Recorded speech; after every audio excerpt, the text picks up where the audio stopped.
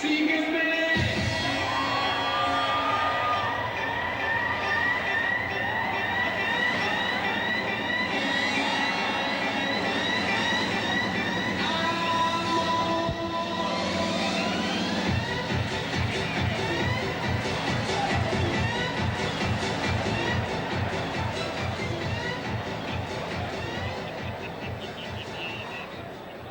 former three-times Australian professional boxing champion, now the IBF Kansas City middleweight champion.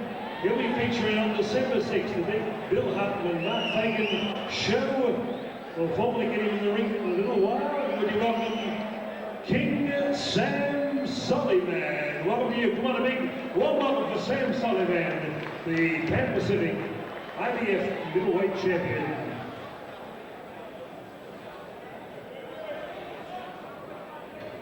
Well, can we match the previous fight? It's going to be hard, but we're going to attempt that because we've got 3 great matches to go. We're in the cruiserweight division, 5 rounds of kickboxing.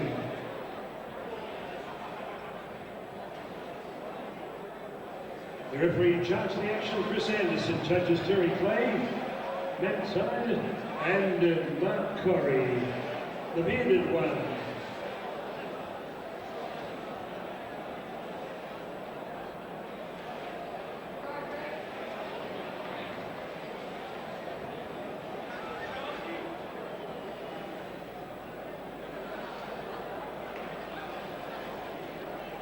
The Bombay Bomber. Ladies and gentlemen, would you welcome from South Bank, right on the borderline of the city, on the Yarra Riverbanks. 6 fights, 4 wins, wearing Muay Thai trunks, multicolored, gold, black, white, and red. 6 bouts, 4 wins, scaling 84.85 kilograms. Would you welcome Michael Burke? Michael Burke. And across the ring, who's in the corner? Dirk Ludwig, Dan Preston, and Michael Bukovic. He's a proud member now of Sting. He's temporarily taken leave of absence from the gaming room at the Bridge Hotel in Mordialloc from Patterson Lakes. Ladies and gentlemen, he's a 2-time Aussie champion. He's getting 86.95 kilograms. Ladies and gentlemen, 13 kickboxing fights, wearing Mike Tyson black trunks. Would you welcome the Hunter, Stephen Charles. Chris Anderson. Scott Anderson guarding the gateway to heaven. Behind you, Scott, with convulsed body, grievous harm. 5 rounds, Michael Burke and Stephen Charles.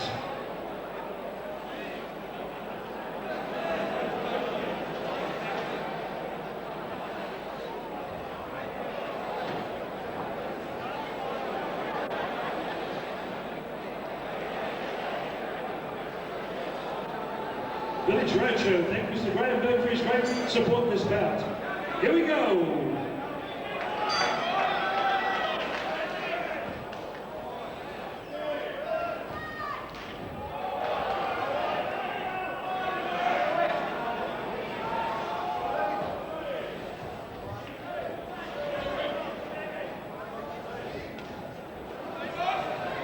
He was last time. This time he has started just a fraction quicker. Because for reasons best known to him, he's decided to keep the pressure on Burke. And Michael Burke can't be underestimated. He has had 6 fights for 4 wins, so he's no couch potato. No, not at all. He's oh, big left hand from Burke, caught the jaw of Charles, but it didn't faze him. Charles has the ability to absorb pain and punishment. No doubt about that. He's an absorption machine. It's like a suction cup. These are 2 big boys, 86 kilo. Oh, yes, cruiserweight to level. And now Burke working away. Burke's fist work so far tonight's been excellent, exquisite work. Great leg and punch combination there. Over the top there by the Hunter, Stephen Charles. Nice uppercut too from Burke, and a long reaching right hand, and a right uppercut was a nice punch. Burke on the ropes, being able to punch defensively and offensively, Michael Burke. But as you did say that Stephen Charles is able to absorb a lot of punishment, Michael Vukovic from Stink Fight Force Gym does train him tough down there. Oh yeah, well of course he does down there, don't you worry about that at Noble Park. tough spot to train. And Charles now flips out the right leg, and Burke was moving away. Burke often in his fights, towards the end of his fights, gets oxygen problems and needs air. He needs to get more air. So far so good though, the lungs have not given him trouble. As you can see, about 20 seconds beforehand, you don't turn your back on the hunter, Stephen Charles, because he'll take advantage of it. It's quick, smart. Oh yes, he's like a heat-seeking missile, Stephen Charles. When he sees a gap, he just goes for it. Nice kick there from Charles. And interesting first round, pretty even first round. I'd give it to Burke actually in the finish, because Burke did the bit of fistic work. The lefts and rights, the beautiful right uppercuts when he was in a defensive position, able to strike offensively. I love that in a boxer or a kickboxer who can turn a sow's ear into a silk purse. I'll go back to the world once again. You can see here, I mean, Burke had more the crisp combination and so forth. I mean, we have discussed this before, that Charles is a notorious slow starter. That's why he does like the big... He's not a big fan of the 3 2-minute rounds. He's more into the 5s and 6s. But, look, my money's still on Stephen Charles, but you never know. Kickboxing is a funny game. Well, Burke has him. I reckon he's improved, Michael Burke, I think. Charles has given him respect because Charles has... tried to show authority early, just to let Burke know that he's not going to put up with being dominated here. So you reckon he's been training at the tough streets of South Bank? Yeah, well, who knows? I mean, seconds out. He's a strange customer there, Stephen Charles. But I tell you what, he knows how to distribute his weight beautifully, and he's got very strong arms. And he drives the legs. He drives the punches in they start from the heels and work their way up through the shoulders. Michael Burke does have about a 3 or 4 centimetre height advantage over the hunter Stephen Charles, but Charles does like the big guys because he does like to work under, and he's got he's got this surprising kick out of nowhere, and he did it in his last fight. He loves to do body work, Charles. No doubt about that. Loves to work away at the solar plexus, the sternum, the belly, the rib cage. Whip one round to the rib cage, a rib roaster as he just did then. And before you know it, the opponent is suffering and getting tired through the weight of punches. Oh, he dipped the head then, Charles, to way into that right hand coming round like a golf swing. Teeing off he was. Michael Burke, nice combinations. He's actually reading the play of Stephen Charles. Charles ducking the head, and he's actually, as you did say before, that Michael Burke does run out a bit of puff, but it's probably the other way around. Nice kick there. It did connect to the cranium. Yes, a beautiful kick to the cranium, Perry. You're spot on there, son. That was beautifully commentated. And now Charles whips a right hand around the neck region of Burke. Burke still showing cohesion. He hasn't. We've seen him have oxygen problems in the past, but he's okay at the moment. Charles biding his time a bit at the moment, just stabilising, waiting for an opportunity. He still keeps racking up points though when he is in a position of stability though. Well, whatever, Charles. And Michael Burke, trained by the legendary Bryce Birtwistle and so forth. And you can see that, as I said, land of the Giants there by the hunter Stephen Charles, just trying to chop him down, working on the legs. Couple of punches up the top. Always flipping the feet underneath, isn't he? There? A little bit of claret already there on Stephen Charles, or am I corrected there? Not too sure where that's coming from at the moment, but you could be right. There might be the nasal region. And there goes the bell. Yes, he was sniffing then, trying to get the blood away. They'll fix him up in the corner. And Burke at the moment, you'll see how Bryce Birtwistle has the trunks there stretched out somewhat to get air into the lungs of Burke. So important for Burke.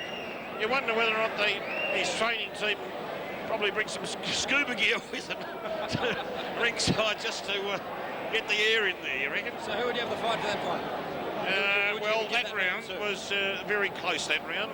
I think Charles won that round, just won it, because the leg kicks. How many leg kicks you get in that round? Quite a number, I believe. Oh, you'd at least say around... chipping away, constantly chipping away. At least say around the 50 mark of each leg, because, I mean, he really didn't go much to the cranium, and he was just working on the left and the right. And he is, as I said, it's Jack and the Beanstalk, land of the Giants. Cut him down from the legs, and away they go. You know, that was the Joe Frazier theory in boxing. If you work away at the belly, the head will fall. That was the Frazier motto.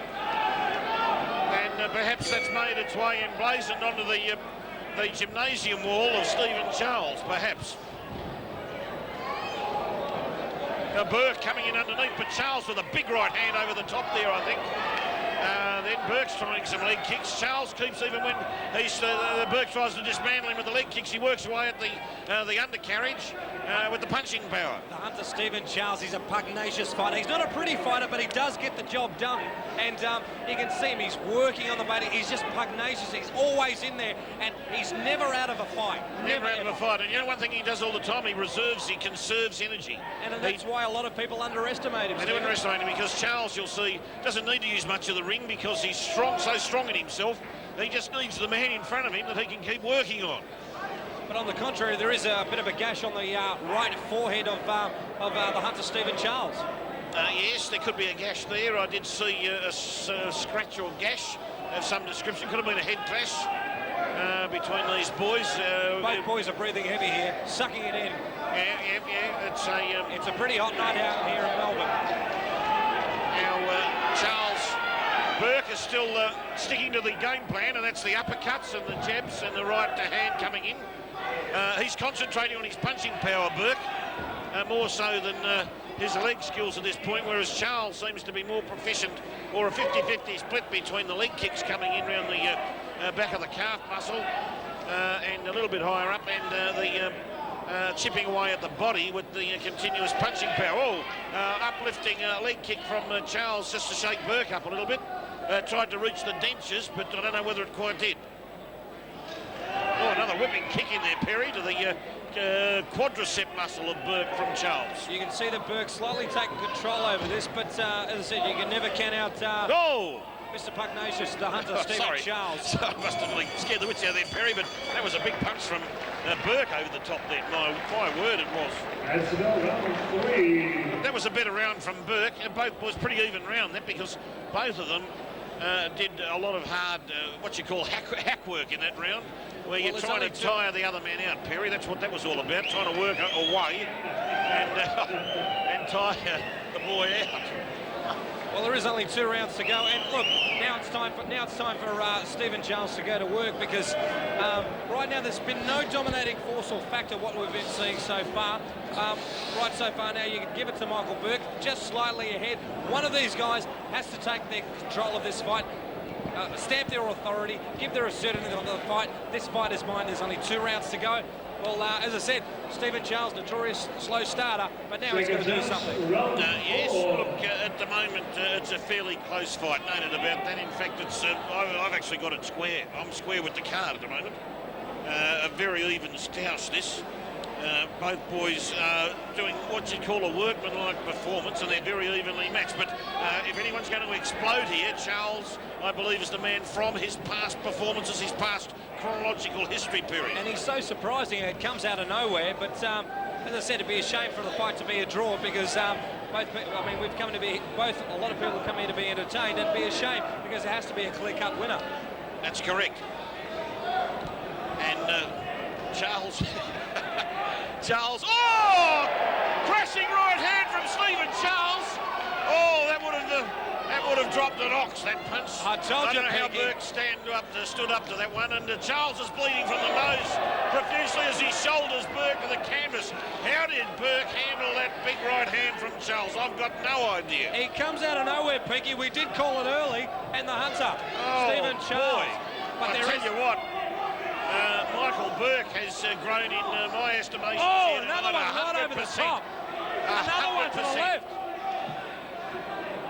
Took that big punch from Charles, and he tried it again, Charles, with that right hand. Now, this is what I talked about, Charles, unleashing the heavy artillery at this time of the evening. Finally, those leg kicks have gone to work. The first 3 rounds, Stephen Charles didn't even aim for the cranium. He was just working on the legs all the time, and you can see he's been rewarded in this 4th round, because right now a lot of things are happening for the Hunter Stephen Charles. Could be over very, very soon. Yeah, round 4's around when Stephen Charles has decided to unleash that big tombola right hand, the over-the-top right. You can clarify this, the penultimate round, the premiership round. Well, yes, well, we can. No doubt about that.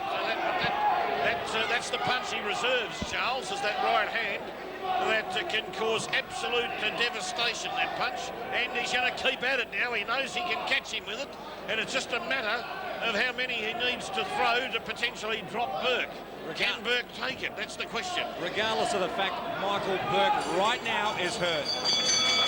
he would have felt it, but gee whiz, he's stood up tonight, Burke, to extreme situation here. He's done a great job, Burke, and I've been very impressed with him. All night, Stephen Peake, we have been talking about ruthless aggression, and as we did say before the start of this fourth round, we needed someone to stamp their authority, and at the end of the day, Hunter Stephen Charles came out. Fair enough, it was only one punch, but he did follow up on it. But full credit does go to Michael Burke, because he is still standing, and he'll be back here for this fifth and final round. He's technically, unofficially of course, with myself, he's only a point behind, because up until that round, it was pretty well much dead square. It's still close. It's very close. I mean, it's not over the line by any stretch of the imagination for the Sting Fight Force camp as yet, but I do have Stephen Charles in front. I do believe that right hand is going to be the punch that is going to cause Michael Burke possible devastation, because Michael Burke can't see it coming when it's coming. He's not looking for it. I hope that Bryce Birtwistle has had a word to him about that punch, and no doubt he would have, to watch out for it. Hopefully Michael Burke hasn't run out of steam. So, nice combination to start off. Oh, the right hand again from Charles. That's the dangerous punch, and he's going to keep throwing it. Don't you worry about that. You can tip that in. But Stephen Charles looks like he's in trouble here. Nice combination here by Michael Burke. Left and the right. Has to do a bit of leg work. But Stephen Charles comes back. Oh! You can hear that. You can hear that outside. Right down. At the same time when Charles was throwing, unleashing his right hand. You can hear that kick on the Monash freeway. Oh, could you ever? Burke just shoved his heel into the jaw of Charles. Big heel kick. Wow. Didn't have quite all the power that he would have liked behind it. If he had it, he could have done some damage, but he was a bit off foot. Stephen Charles, great absorber of punishment here, but Michael Burke has started off like a freight train here, and as I said, you can see a bit of claret there. Oh, great combination there by Michael Burke. Stephen Charles is in trouble. He's working on it in the ring. Combination left, right. Bryce Birtwistle is working on it, saying, go Michael Charles Burke. Charles has got to get out of that corner. Is in trouble. Oh, there goes the bell. Wow. Gee whiz, I tell you what, Burke's confident. You'd have to give that round to Burke, no doubt about that. No doubt about that. Well, I'll tell you what. Michael Burke stamped his authority on that round and could possibly stamp his authority on that fight. Last 20 seconds, we were predicting that the hunter, Stephen Charles, would come out. He's a slow starter, but unfortunately, he only showed us a few things tonight, and I won't be surprised if Michael Burke wins this. On my unofficial card, Perry, I have the fight as a draw because of the big round that Charles put in round 4, but he couldn't sustain it. That was his problem.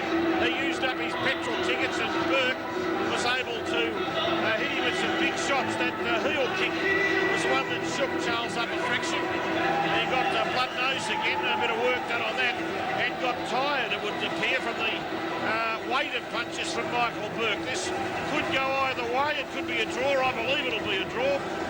On your unofficial scorecard, you have it a draw. I'm actually going to go the other way. I firmly believe that last 15 seconds that he showed such determination, such perseverance, and such domination of Stephen Charles that you could possibly, a few of the judges could have given it a 10-8 to Michael Burke. No doubt about that. A little bit of controversy there, but that last 20 seconds. Wrong with that. We're used to that. So, but we agree to disagree. That's a brave prediction, and we certainly at ringside we respect you for it.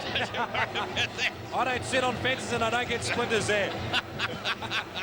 But wow, that last 15 seconds. But it's going to be close. But Michael Burke, I mean, I've seen him in difficulties in the past with his breathing, and he's come back and trained hard. He's trained very hard, and he's picked up experience. He's got a mammoth trainer in Bryce Birtwistle there, who is a stalwart of kickboxing trainers, Perry, and Bryce would be very happy with the performance that his boy has put on here tonight. And Perry, could go 3 ways, mate. You said 2, but 3, because it could be a draw or it could be a win either way, don't forget. Very true.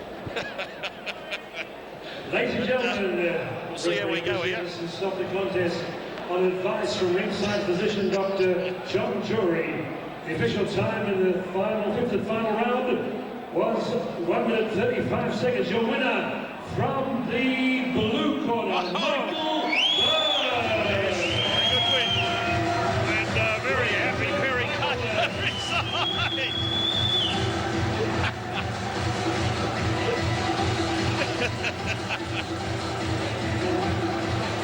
one in. And a superb effort. Graham Burke, the managing director of Village Roadshow, was in the ring. There, Perry, and he is going to, is he not? Way back to the stand the man, early days. Ladies and gentlemen, Michael Burke. Michael, your kicks were good, your checks, all those things. Almost a perfect performance tonight. Congratulations. Yeah, a little bit tentative and a little bit slow powered, but Stephen proved what a tough customer he is. He's won a couple of titles in the past, and that shows tonight he's a tough customer. Just on a slightly different note. I certainly don't dislike kickboxing or like it any more than what I did when I started. But with increasing work commitments and deepening social life, I won't stand here and say that this will be my last fight and I won't see you again. But what I will say is if I wait up the end of the year and I decide not to go on, I'd like to say that regrettably, but most importantly on my own terms, thank you very much and God bless you all, and I've enjoyed it very much. And I would like to thank Bryce Burke, who from the very first day as an overweight, clueless boy, he taught me absolutely everything I know in kickboxing. And as I said before, he's not only an awesome teacher, but a very good bloke too, and I love him very much. So thank you, Bryce. Michael Burke. Stephen, it was a case of he was a little too tall, you tried to get in close, but in the end he just sort of wore you down. Yeah, well, what can I say? It was a great fight. I'd like to thank my corner, Daniel, Michael, all the boys at the gym, for putting in a lot of time with me. A bit disappointed, didn't come through with the win, but that's the kickboxing game. Michael Burke, his corner,